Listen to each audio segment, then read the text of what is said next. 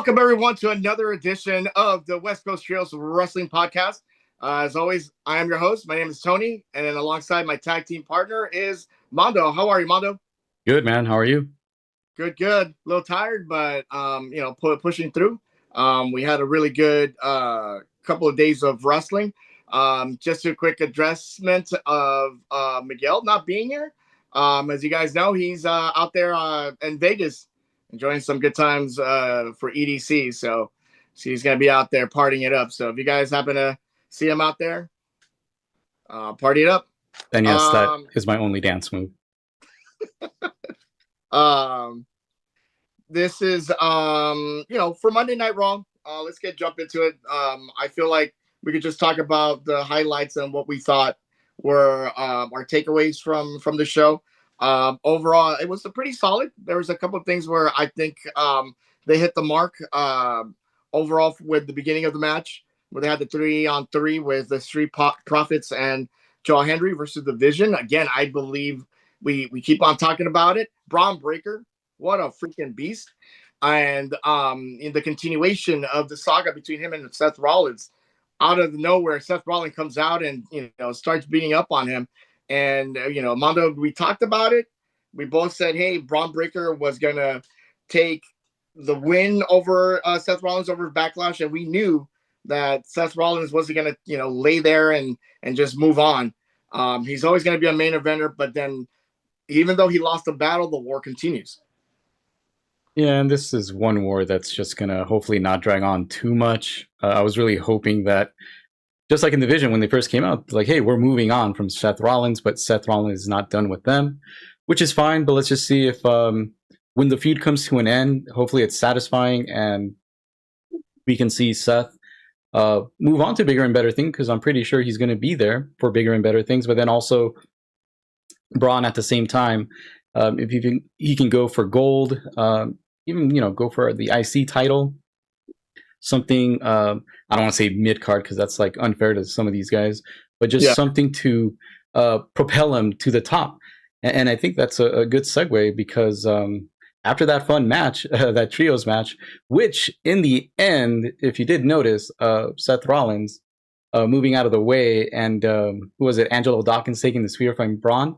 Has a little dissension between him and Montez Ford. Montez got in his face, and giving him, this and that. So that was pretty good. That was a good development. I do have to say there and agree with what they're kind of doing there. A little dissension between the faces there, or the good guys, if you're not too aware of the terminology here with wrestling. But yeah, it looks good. I like it. And hopefully we'll get a satisfying end to this feud with the Vision and Seth Rollins. So good luck to Seth. And I think overall, I think Braun might just get elevated even more afterwards. But again, I think SummerSlam might be the target for Braun, but we'll see. One of the biggest other highlights again that I saw was setting up Saturday night's main event. Nice little match between Penta. Penta calling out Ethan Page, and they're kind of like swacking for a little bit. And then you had Rusev and Javon Evans in there. So it was Javon Evans and Rusev having a good little match there. A little impromptu match, wouldn't you say? Yeah, and it was crazy because Javon Evans is the style of wrestling, doing his flips and doing that OG cutter. Man, he's got to be careful with that, because it looks really good, but damn, he's hurting himself. And we know Randy Orton has had back injuries before based on having those RKOs, but coming off the top rope, I know he's young, but I just, it looks good. I'm not taking anything away from Javon Evans. Good luck to him with his pursuit with the Intercontinental title, because I know Penta still, no matter what, he has a bullet, he got that bullet on his back, and people are going to gun for him. And right now, Ethan Page is the next in line, and I think they're going to have a pretty good match on Saturday Night Live coming up. And then it's good to that they're elevating the Intercontinental title. It's been a good minute.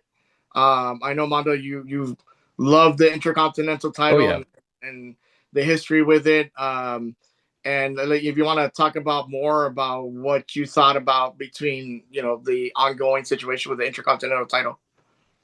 Well, I'm glad to see that it's making its a bit of a comeback there on Monday Night Raw. I mean, this title is very prestigious. You got the greats like Shawn Michaels, Bret Hart, you even got Roddy Piper winning this thing, and Roddy Piper was just one of the best goddamn heels growing up. You and I, we grew up watching this guy, and little side note, even working at Universal at one point in my life, working the toll booth, he would come and he would have like a wrestling podcast. You know, he was one of the originals who started off this podcast thing, and he was doing it at City Walk. And every Friday or Thursday night, he would come in and like, like, hey, it's Roddy Piper. I'm like, yeah, I know who you are. Like, I'm not gonna question you. Just get in there, you know. And God rest his soul, because he did pass away a few years ago. But best memory that I can get. He was a very nice person, very nice guy, and he would always invite us to the show. But going back to the title.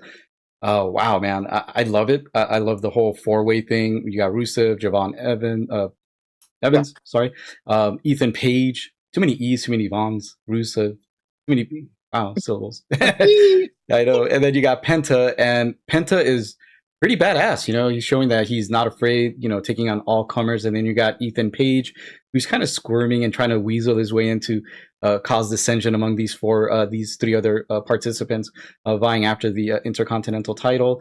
So that it's pretty interesting. And then you got Rusev, no nonsense. I'm just gonna beat the crap out of you. Yeah.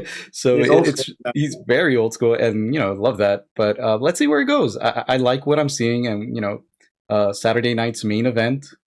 Whew, haven't seen one in such a long time. Brings back good childhood memories. But yeah, man, can't wait for that one. Penta's doing great. Ethan Page, doing great. So let's keep it going. Let's keep that momentum going. All ego yeah. there. One of the other takeaways was, the Io Sky. Ooh, yeah. Just saying goodbye to Asuka and kind of being elevated as the top woman for Monday Night Raw. Regardless, I know we have Liv Morgan as the champion, but I think the pressure, or at least not the bearing of just holding that women's division, is solely on Io Sky too. She had I think one of a good like a teacher versus student type of match with Sol Ruka on Monday Night Raw, where she capitalized on a mistake that Sol did when she was doing her finisher, and it just goes to show, like, hey, there's more to learn for Sol as she keeps going and getting more experience in the ring with other competitors. But having a good start with Io Sky kind of really made her stand out a little bit more, and a lot of offense that she put into that match. But looking forward to seeing Io Sky just continue that elevation, and eventually she's gonna probably run into Liv Morgan, even though she's having a little bit of a dissension with the Judgment Day Paige. women, yeah. with Paige and Brie Bella. But again, I think Io Sky is just a top megastar right now, with the absence of Stephanie Vaquer during Monday Night Raw right now. So I think that she's doing well. Mondo, what are your thoughts on that? The match was great. I was listening to this when I was working out in my garage, but I was using my little projector, and I couldn't tell if the crowd was into it. Maybe you can kind of help me out if they were or not, because I just felt like they were doing just enough to keep the fans invested. I know I was invested, but I just couldn't hear the sound too well. So I wasn't sure about the crowd reaction, but it seemed to me like they were doing everything they can to get the attention. Just looking at the visuals from the camera angles, it was just kind of like they were just kind of observing, which I like, but I would like to feel that more intensity of the crowd, because they put on a great match. The only takeaway I will say is basically all you got to do is a sidestep move to Sol Ruka's finisher, and you can roll her up and get her a 1-2-3. Basically, that's what I saw, and I'm just like, okay, did we just kind of like not think about this finish, or did we just say, hey, Sol, come up with a better, a finisher? Because all Io Sky did was sidestep, roll up, 1-2-3. So I'm just a little like perplexed on the ending a little bit, but I get it. She's trying to be the veteran versus the student. So let's see if they can capitalize on that and see if Sol Ruka can elevate her game and see if she can either fix the finisher or gotta use a noggin, Try to see if there's a different way to capitalize on somebody if they sidestep. So let's just see where it goes. But I think it's all about a mental game kind of thing going, and the show of respect at the end of the match that was really classy. I kind of like that between the both ladies there, shaking their hands and showing the respect that they both deserve. And I did notice the crowd popping just visually, so I think they did their job there. So let's see where it goes. The crowd was really good overall for this show, and once we get into AEW, I mean, the crowds were a little bit more better. But then once we get into AEW, we'll talk about their crowd, which again was really good. I have nothing but good things to say about this week's crowd for both Monday Night Raw and AEW. One of the biggest other takeaways for this Monday Night Raw was the whole segment between Roman Reigns and Mr. Samoan Werewolf Fatu over here. Acknowledge me. That's all he wants. Feed it into me. All he wants is to be acknowledged, and this stems from obviously the ending of Backlash, where this again we went wild, right? Yeah, he lost control and just snapped. Did I say Jonathan? Did I say just Jonathan? Yeah, Jonathan? Yeah, what you said Jonathan. Jacob Fatu. Jonathan Fatu. I mean, I was thinking Jonathan Coachman over here. Come on, Johnny. Come on. No, Jacob Fatu. Jacob. He again going berserk and just not taking anything from Roman Reigns. And you mentioned it last time, Mondo, where you're seeing Roman Reigns giving that rub onto another wrestler, and other than a Cody Rhodes, the Jonathan. I was gonna say Jonathan. Jacob Fatu. I gotta probably have to shake it off. Yeah, one of them's bald though, just to let you know. See, so. But you see it, right? Like, yeah. He's getting that rub, and this whole like, hey, it's me versus you guys. You guys didn't bring me in. This whole story is still going on, and people, I'm still glued to it. I'm still making sure that, hey, I want to see Jacob Fatu get his up-ins and maybe one up Roman Reigns. But do I see it happening? Probably not, because the tribal chief, the OTC, always comes out on top. And I know, Mondo, you're probably shaking your head or maybe saying, nah, you might want to see somebody else beat up Roman Reigns this time around. But that was one of the biggest takeaways from Monday Night Raw, was the fact that Jacob Fatu was unstoppable, and it shows. And that spear at the end, holy crap, that came out of nowhere. I got up and I was like, holy crap, he wiped out both the Joe Rogan and Roman Reigns. And then I was like, holy shit, that was awesome. That was a good spot to end on Monday Night Raw. Jacob, not John. Yeah. Okay, just making sure. We all make mistakes. Come on, it's what's in a name. What's in a name? But yeah, I gotta agree, man. What a big rub. I guess it's better when you work with family, I guess. But they're gonna stretch this out. Knowing WWE, they love dragging things out. I mean, look at the whole Tribal Chief saga with them, Sami Zayn. That thing took like over a year. It felt like. Must see TV. That's what it was. And this is what it's starting to become as well. Well put. It's starting to become must-see TV. So they're going to try to stretch this out, and hopefully they do it the right way. Like you said, I don't see Jacob Fatu getting. Yeah, it's sorry, man. I'm going to have to review on that one. Right, Anthony? Mm-hmm. So. Yeah, I see this being stretched out. I can even see this going in past Survivor Series. If they play their cards right, and I'm looking down the line, Survivor Series, it can be like a family feud, family affair thing.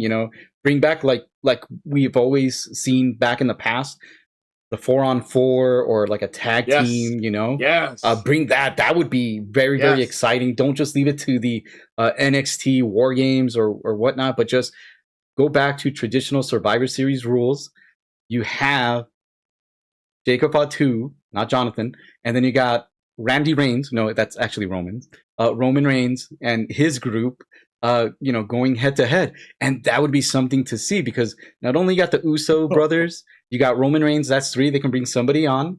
You got Jacob Fatu, Tamatanga, uh, not Tangaloa. They let that guy go. But they just need two more, and I think either this would be awesome if just listen to me right here. Sami Zayn goes into insanity mode because he is losing his cool. He plays the part where he actually thinks he's part of the bloodline and is Samoan. I'm just saying, crazy enough, entertaining enough that it might just work. what if I threw you a name out there and for those that maybe are not too familiar, or those hardcore indie fans that may know, Zilla Fatu. Yes, and remember he did Zilla fight. Fatu. He expressed that his heart is in the WWE, that he wants to be in WWE, and forgo signing with AEW. And I can see the reasons why. I think he feels like he won't get the same push, but I think AEW would give him that push, that same type of care for his character and his lineage. But I think that's why he's saying that he feels like he should be with his family, and I think it's a better, safer bet for him to go to WWE because let's just know that this goes back to the days of the Wild Samoans, and even before that, Vince's dad, even Vince himself, they had good standing with that family. So I mean, they bought out their wrestling company and they made a deal. We're going to keep your family for as long as you guys want, and we're going to make them top stars. And I think, hey, they're not dumb. They're going to take advantage of that. So, hell, if somebody gave me the opportunity and said, hey, when your kids are old enough, or your kids and their grandkids, or, just the bloodline, and I think that's where they got the idea. Yeah. We're going to make them stars. And hey, and I'm going to say this, I know it's going to come off kind of, dickish. The Usos, they came in, I felt like they were a very green tag team, and they just got the biggest push. They were on Monday Night Raw every week, until they got good. Because I got to tell you, some of those matches, they weren't the greatest, but they were given time and time and time and time, and they got developed. And hey, look at them now. Good for them. But yeah, I think he is going to go to WWE, and that would be an amazing storyline if you just etch him in somehow. Survivor Series. If anybody's listening from WWE, don't use AI. You got our brains here from the fans. We can help you. Yep. Oh, definitely. Give us credit. Give me like $50. Okay, 500. Fans have more creativity than any AI system I've ever come up with. That's true. Unless you're playing SmackDown on PlayStation, because they had pretty good storylines back then too. Looking forward to another edition of Monday Night Raw, where we'll be watching Friday Night SmackDown coming up. I'm looking forward to that as well. Moving on, before we move on to AEW, I think this is the portion where probably, again, thank you guys for watching and listening to us. Again, this is the third episode. We want to, again, just kind of give us a quick background of yes, we are fans. We grew up watching wrestling as children. And then, Mondo and I, we grew up watching, Hulk Hogan, the Ultimate Warrior, into a little bit of Ric Flair, the Undertaker, Randy Savage, Randy Macho Man don't Savage. Forget about me. The Monday Night Wars between WCW and WWF. And then once they walked into WWE, when they turned into that, so the Ruthless Aggression area, we kind of had a little bit of a mini fallout for a litbut then we kind of got back into it. John Cena, we got the Batista, Triple H, who ruled the world for a good time. And then we saw introductions, bits and pieces of ECW, and the Rock versus Stone Cold, the end of WCW, and then going on to what we have now with this new era, and wrestling. It's kind of in our blood. Me and Mando, we've been through it all. We've been to WrestleMania. We've been to WrestleMania 12. We were there when Bret Hart beat Shawn Michaels, and we were there for WrestleMania here in SoFi. Uh, Again, it went to overtime, did it not? it WrestleMania went to 12. overtime. And who Um, won? hmm? And who won? Yeah, Shawn There Michaels we won go. that match. My heart was on Bret the Hitman Hart, but we knew what happened afterwards with the Montreal Screwjob. If you guys don't know what it is, look You up know, Montreal Screwjob. or we'll It's talk like about it. We'll make a special episode here and there about certain matches we liked and certain impactful moments, you can yeah, say, that changed the landscape of the wrestling world. Because there's a lot of history to go to, and we do thank you guys for your continued support, your continued likes. So please just like, share, and subscribe. We want to take this further so that way we can show you a different side of wrestling if you have not already seen it. But if you have, it's always nice to come back and get refreshed, and maybe we can learn a thing or two from each other. But yeah, exactly. sorry, go ahead, bro. No, you said it perfectly right there, dude. At the end of the day, like we're all fans, and again, we thank you guys for listening to us talk here. We always welcome your guys' feedback and what you guys think about your experiences, watching WWE, AEW, or even WCW, or even further back, ECW, what I mentioned, which is Extreme Championship Wrestling. And Those if were you the can go days. farther back, WWCW or territories. If you got some stories, we're here to Yeah, we're here to way listen. But that's who we are. We love wrestling again, and then just wanted to reiterate that with everybody here that's listening, and again, thank you for listening to us as we move on to AEW's Dynamite. Didn't I tell you Bald Bald. is beautiful though?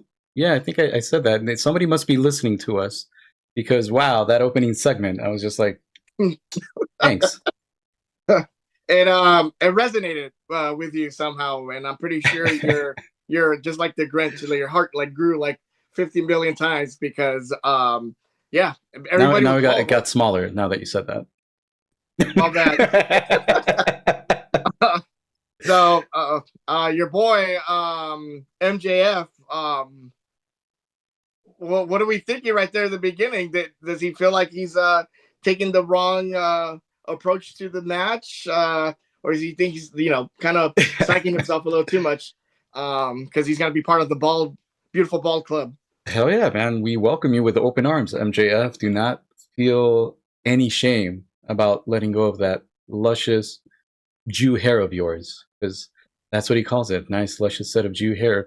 Fun way to open up the AEW segment there for the Dynamite, and just having him walk and see all these bald people in front of him.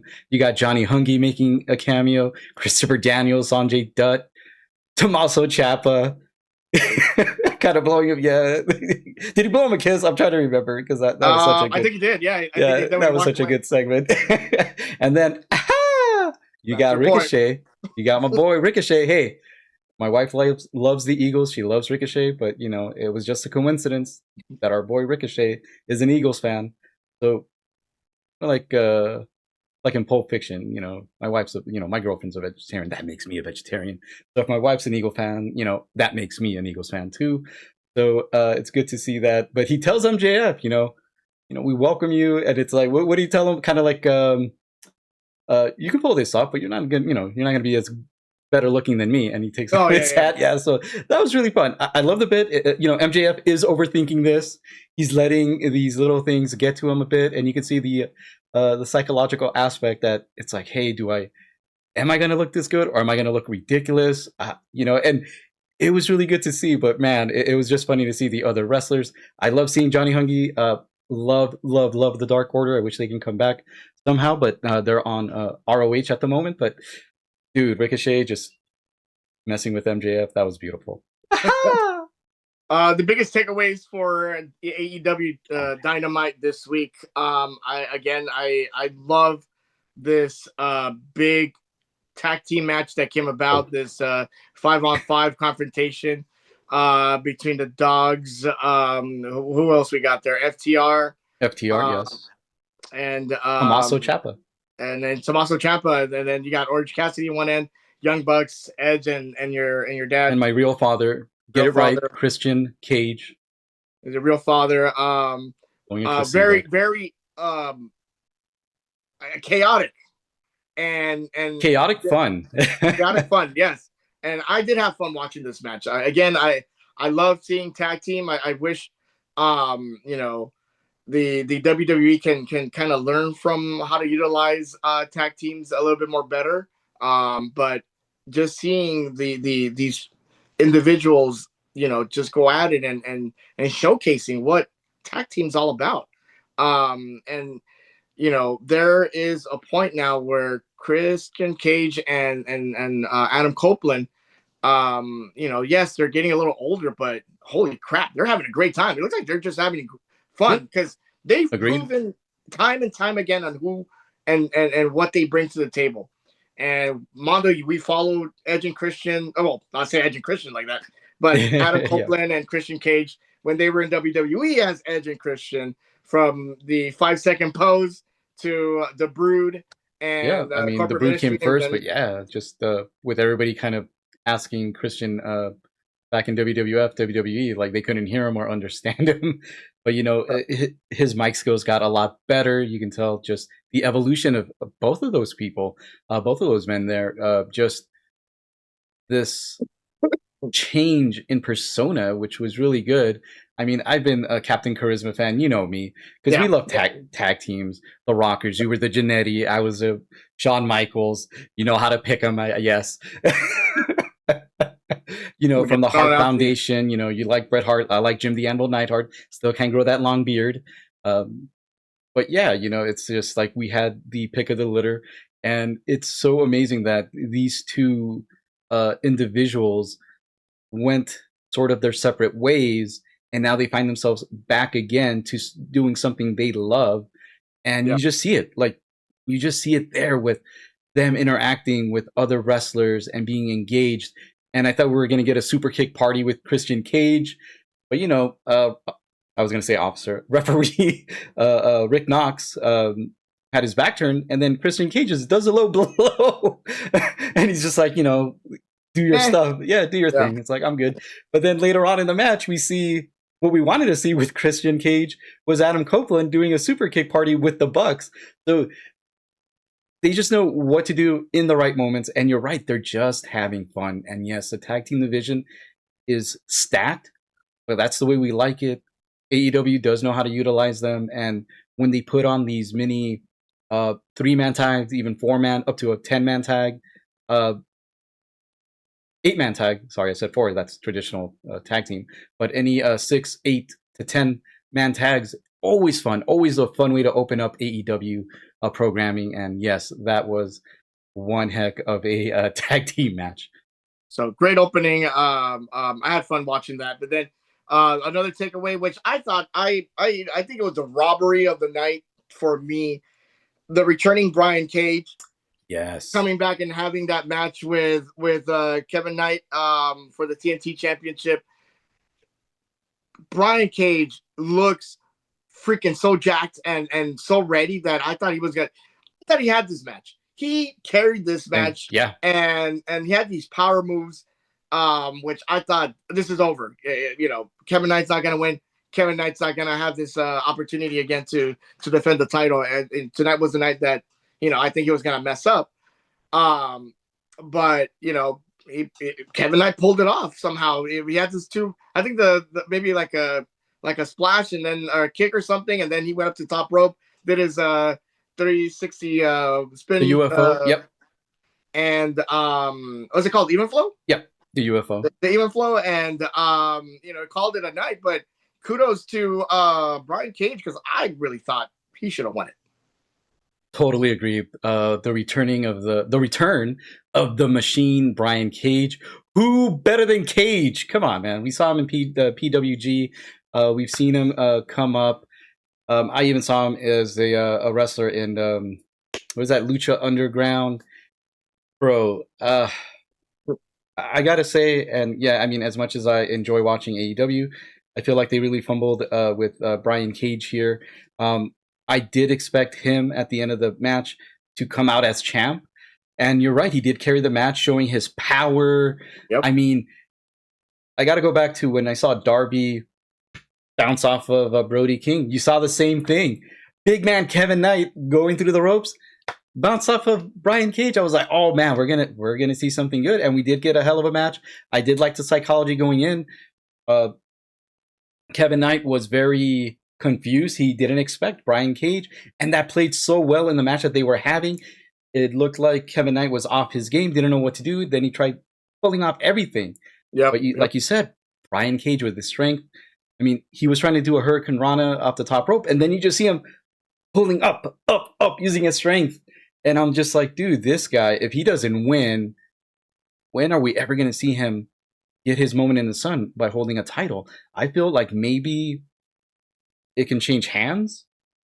Maybe at Double or Nothing, maybe there's a chance where he can get a rematch or something. But maybe down the line, I feel like we're going to see the next TNT champion. Hell, I'm even going to go as far as maybe the Oh, not intercontinental, but the what is it? Continental, continent. Just continental. Yeah, continent. it's just continental, not inter, but just continental champion. Yeah. And that'll be a sight to see, man. Because like he's a workhorse. He kind of reminds me again like Mark Davis. He was eating the pins, and I'm just glad that they were able to do something with Mark Davis. Same thing with Brian Cage. Great worker, makes everybody else look great, and that's what you need. Somebody who can elevate younger and upcoming talent. And there's your guy. Younger guys can learn from him. So go out and watch this match. But great segue. You set up word right there that was going to bring me to my next, takeaway. Elevated. You were getting elevated, right? Who's elevated right now? Who has that part of that song? And that's of his theme song, and that's Will Ospreay. Ospreay coming back from injury, and I'm a big fan of Will Ospreay. I think he's a great athlete. And just seeing him come back, that was really cool. Ace Austin, who he fought against, really impressed me. I've never again, like you said, I'm a WWE mark, so to speak. But then again, watching and now getting to know these athletes in AEW, Ace Austin, part of the Bang Bang Club right here. He just blew me away. His like I said, I have no words because I was very impressed with this outing, and I really thought this was the match of the night. Besides the opening 5-man tag team to start the show. Again, maybe I'm a little biased because I Will Ospreay is amazing, and then we get to see the Death Riders coming out, the ops with Samoa Joe, like, hey, what's going on there? And then we get to find out that it's going to be Samoa Joe and Will Will Ospreay Ospreay, going yeah. off one-on-one in the Owen Hart Invitational first round match. And where's this story going? What's going on? And I'm really hooked with Will Ospreay and his story. I'm really jacked. But just going, You taking mean away what? nothing away from both men, Will Ospreay and Ace Austin. uh, Man, I've been seeing a few of these matches with Ace Austin as of late, and that collision match with Okada, dude, just solidified me. Like this guy is one of those wrestlers that one another workhorse. So AEW, you got to keep those guys around. Two, he kind of meshes well with these taller, faster guys, slower pace, methodical wrestlers. So he's got a bevy of moves that can keep up with the best of them, so to speak, within the AEW roster. And I really like that. I'm having high hopes for him. Still a young guy though, but I see a bright future for him. Will Ospreay, what can you say about the guy? But just one of the greatest wrestlers that we've ever seen in our generation, and he keeps doing things that just keep stunning the crowd. We're left in awe. We're left in amazement. And yes, he is being elevated. I love this whole thing with the Death Riders, and it is just one of those things. Where is this leading us to? We got the Ops, Samoa Joe, and him meeting each other at the Owen Hart Foundation Classic tournament. It's a long name, trust He's me. No, you're good. But I feel that we're gonna see the storyline develop a little bit more further. Because Yeah, remember, these matches are gonna take place a little bit. Does it start this Saturday, or is it gonna be starting I uh, think at Double or Nothing, I think double? there's a See, match. there we go. So we'll see the things develop, and I'm just enjoying this whole like John Moxley pep talk before the match even started, like this little video vignette. So it's just like, hey man, you're a bird of prey. So I was thinking DC Comics, what? Right? And he's just telling Osprey, nothing else matters. You just got to put yourself first and just let yourself fly. And I was like, man, that's really deep. Let's see where they go with this. I'm hyped. You're Yeah. hyped. Everybody else get Oh yeah. hyped. Yeah, that's good. I am hyped. I think it's a good story going forward, and I'm looking forward to that and see where that leads between the Death Riders and the Ops, and where's his alliance going to lead to. So we'll see in the future with Will Ospreay. Uh, the main event uh between Takeshita and um oh my god, um Darby Allen. Darby Allen, dude. I'm like, it's been a long day. So with Darby Allen, um, my boy over here is putting his life on the line every single day for this title, and he's bringing a lot of, you know, he's he's willing to die for this title, I think, and this means so much to him. All the burden of carrying the weight of AEW on his shoulders, having Sting, who was by his side, like having him to kind of honor him while carrying this title, like it's a lot. But at the same time, he's putting himself on the line every single day, and he's coming out on top. Like there is no way. And the battle he had with Takeshita over on Dynamite, I mean, he took him to the limit. I think it was another brutal match. I think you might have mentioned it last time, Mondo. I think you said Takeshita was going to take him to the limit, and they delivered. I think they really delivered on this match. And with again, you mentioned Don Callis and the family, and there's a little bit of dissension there. You saw it again near the end of the Yep. match, and where do they go from there? And then we know that Okada is going to have a match with Takeshita later on at Double or Nothing, which is going to be a really good match, if I do say so myself. But sticking to the main event, having that brutal match and then having the contract signing with MJF just gets me a little bit more excited just to see what's going to happen at Double or Nothing.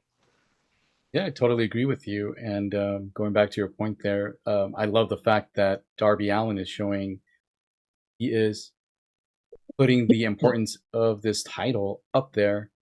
Uh, and that's the way it should be treated. You know, you work yourself to be the best. Uh, Taking a quote from WWE, you know, you got into this business to be the best, and there's no higher goal than to become champion of that company. I think Triple Yep. H said that to something similar to that extent. But yeah, if you're going to be there, you got to sacrifice a lot, and Darby has, and he's been moving that night in, night out. I think Tony Schiavone did state that he's been wrestling for like over an hour plus since he's been AEW champ, and that just shows the commitment he has to the title, showing that it's worth it. Every blood, sweat, and tear that went into getting to that position that he's in was all well worth it. And he wants to show his appreciation not only to Sting, not only to the fans, not only to himself, but to prove this is the be all end all title. And I'm telling you, that's a great storyline. We're not going to know when his body gives out. I think that'll be maybe we're going to see MJF go bald. Welcome, welcome, brother. We love you. Bald is beautiful. Bald is beautiful. Hashtag me. And then we'll see Darby maybe pass the torch to somebody else who also deserves it, just kind of like him, or it might catch us off guard where his body just gives out. So this is a great story. I want to see it continue. Will it end at Double or Nothing? I mean, like you said, after that signing, MJF just went off on him, right? So let's see what happens. Even though Kevin Knight did come out and save Darby Allin from even further punishment, MJF went unscathed. uh, but we'll see this in 2 weeks, week and a half, right? The 24th, so about a week and a 24th. half, So we'll do 10 days. another prediction Oh yeah, podcast. Maybe a quick reel of what we think is going to happen. And then hopefully you join us for that as well. and join Uh, us by going bald. I'm catching up, I guess. I'm getting there, I think, Hey, but don't we'll worry, see. man. Just shave it off. Just I look good. I uh, look good. you look good, all right, but not as good as you. Not as good as Ricochet though. Oh, damn, He that pulls it my bad. off, you know. Um, but yeah, I think overall this the last 2 nights of wrestling have been really good overall at AEW and WWE. There's some things that we think are going to elevate both promotions. Again, we love what we're seeing. Maybe there's going to be some things there that we're going to probably start nitpicking here and there, where we think maybe they should do a little bit more better, or maybe a storyline that could develop into something better next time. So we love wrestling, and we love talking about being positive and the positivity of both organizations. But then there's gonna be little things here and there where we're gonna see little cracks where we may not agree with the decision making that they're doing with certain wrestlers or certain storylines. But for the most part, it sounds like we love what we're seeing in both Dynamite and Monday Night Raw.